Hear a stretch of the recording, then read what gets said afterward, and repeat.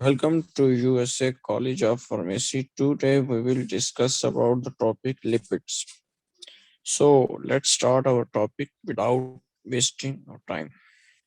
First of all, introduction of lipid. Lipo mean fat. MCQs भी आता है ये. Definition. Lipids are organic substances. Lipids क्या हैं?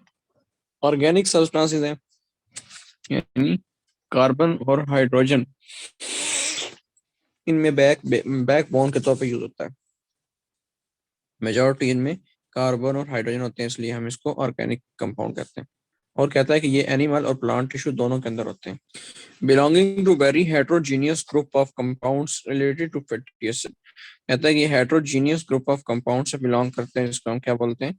Fatty acids. Lipids include fats, oil, waxes, steroids, defined as substances having following properties. कहता है कि lipids के अंदर फैट्स भी आते हैं, ऑयल्स भी आते हैं, वैक्स भी आते हैं, स्टेरॉइड्स भी आते हैं. ये चारों चीजें आती हैं. अब इनको हम फैट ऑयल वैक्सेस और स्टेरॉइड्स को लिपिड तब कहेंगे जब वो डिफाइन जब उनके अंदर फॉलोइंग प्रॉपर्टीज होंगी. अब कौन कौन सी प्रॉपर्टीज हैं लिपिड को जो लिपिड्स में होनी चाहिए? They are insoluble in water. सबसे पहले है कि ये वाटर में इनसॉल्युबल होने चाहिए, हाइड्रोफोबिक होने चाहिए. Hydro mean water, phobic non loving, यानी इसमें इनसॉल्युबल हो.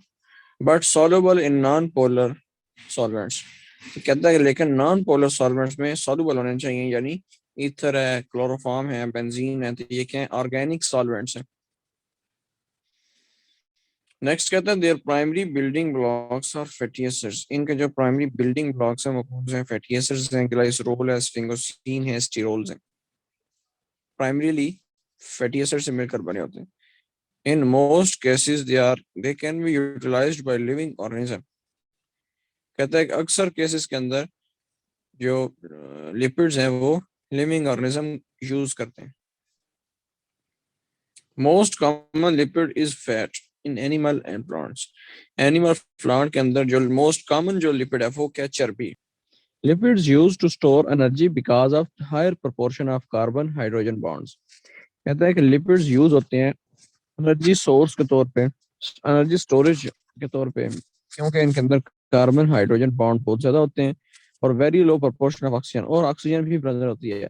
लेकिन जो ऑक्सीजन प्रेजेंट होती है वो स्टोर करती है double amount of energy as compare to same amount of any carbohydrate. Carbohydrate और लिपिड की बराबर बराबर मिकदार ली जाए, लेकिन जो कार्बोहाइड्रेट है उसमें कम एनर्जी होगी, लिपिड में ज्यादा होगी. क्यों? लिपिड में ऑक्सीजन होती है और oxygen double amount of energy store करती है. एमसीक्यूज के तौर पे आता है, वाई पूछ सकते हैं. क्लासिफिकेशन ऑफ लिपिड्स में कहता है कि सिंपल, कंपाउंड और ड्राई लिपिड्स.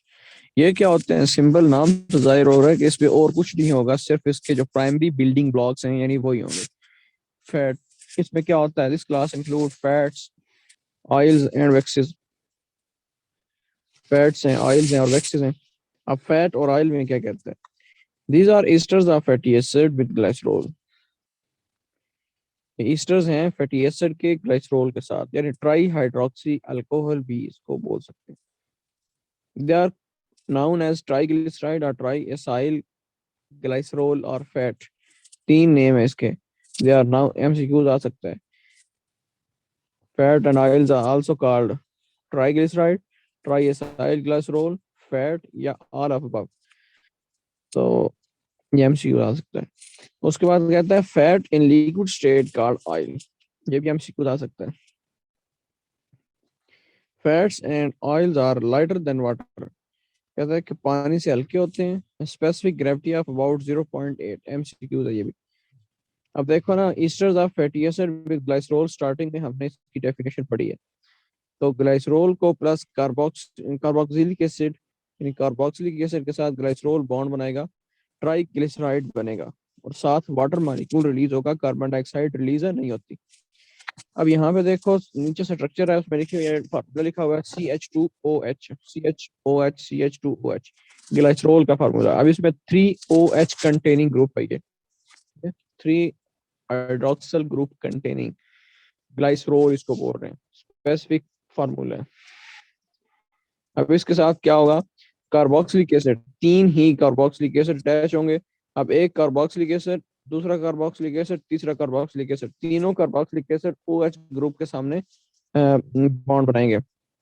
कैसे बॉन्ड बनाएंगे? यहाँ से एक तरफ से H, एक तरफ से OH रिलीज होगा, तो H और OH मिलकर वाटर रिलीज हो गया, तो तीन OH, H और OH मिलकर वाटर रिलीज होंगे, तीन, आगे देखो एरो के दूसरी तरफ प्रोडक्ट्स में तीन वाटर मॉलिक्यूल रिलीज हो रहे हैं।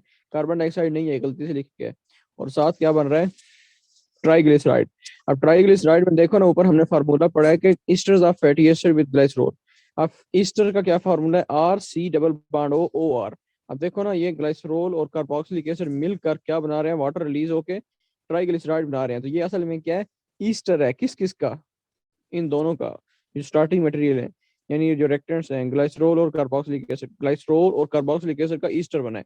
इसलिए हम इसकी डेफिनेशन में कह रहे हैं कि ester of fatty acid, ester of किसका? Ester of fatty acid with glycerol. Okay, तो ये क्या बना? RC double bond O CH2।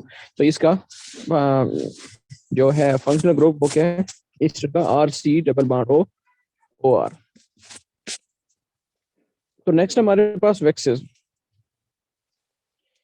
Definition में कहता है these are esters of fatty acid with long chain monohydric alcohol. बिल्कुल सेम वही बात है, लेकिन इसमें क्या होगा?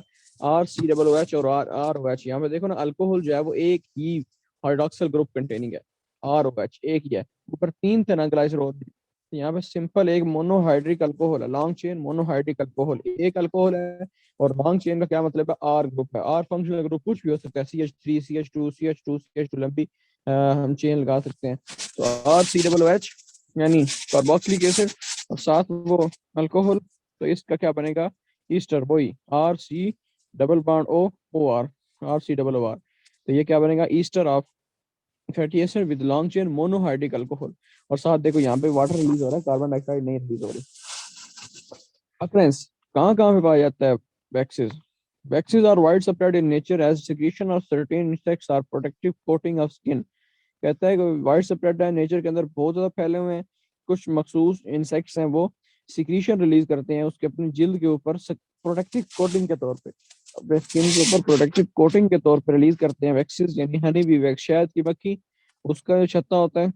और फर ऑफ एनिमल्स, जानवरों के ऊपर जो बाल और ये पर होते हैं, ठीक है। उसके बाद सर्टीन एनिमल ऑयल्स हैं, कुछ जिस तरह वेल मछली है, और लार्जली कंपोज्ड ऑफ वैक्सीज।